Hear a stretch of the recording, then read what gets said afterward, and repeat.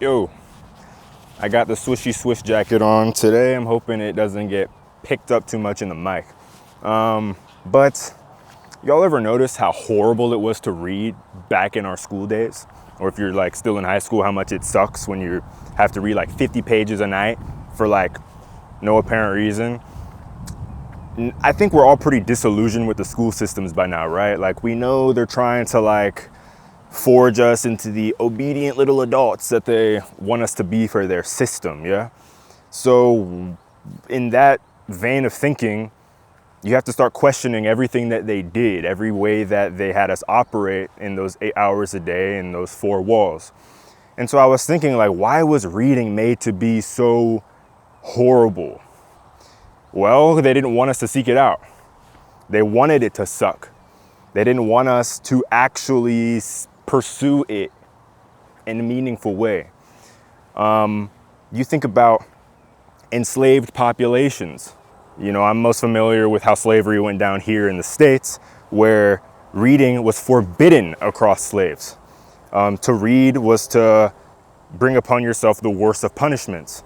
Anytime a population is sieged by a foreign power or there's revolutionary regime change, one of the first things that happens is that they go burn the libraries. They burn every piece of literature because they know knowledge is power. And when a population has access to true, thought-provoking knowledge and true or fictional stories, it's these kinds of texts that can galvanize a population and move them in a direction of change that whatever outsider power or elite power might not want them to access. And so, with that being said, given the current state of the world, I think it's more important than ever that we get back to cracking open those books. If you think about ancient times when writing and reading became a hallmark of our cultures and our societies, reading and writing was a sought after ability. Scribes, I believe, were some of the most well-off members of society, highly praised individuals. And I think up until now, it was that way. But now with this absolute onslaught of digital BS, the idea of reading intentively and meaningfully is fleeting. Our attention spans are gone. And so is the thirst for meaningful literature. There's something so powerful about reading.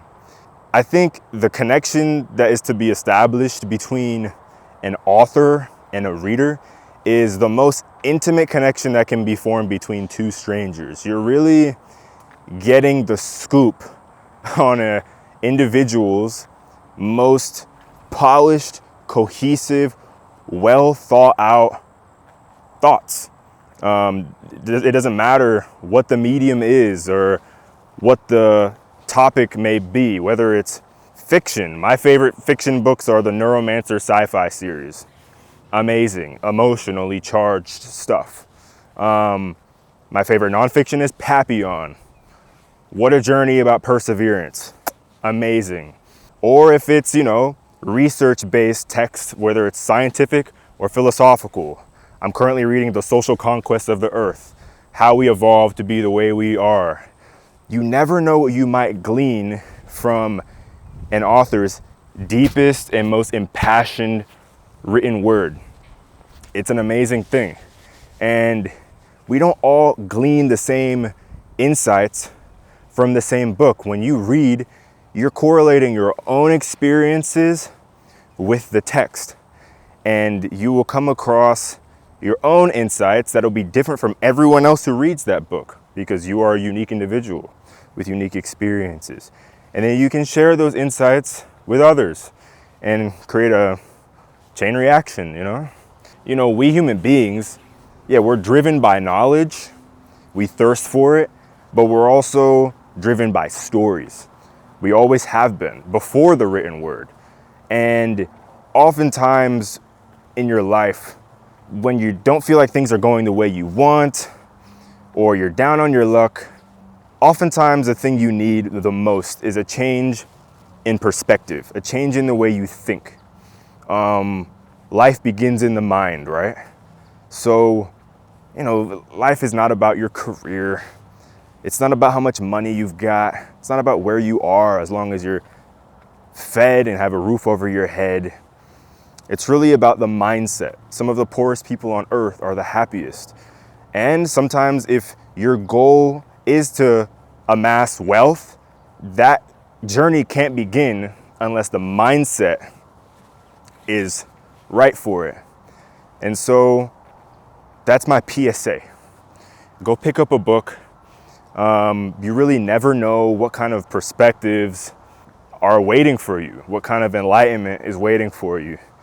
I've gotten the most random gleanings from texts that I never would have expected to gain significant insight from, I'm sure you've had it with TV shows, but something about the written word is that much more intimate and personal and private until you share that thought with others in your circle. And so, yeah, that's all I got. Go pick up a book. All right. Peace.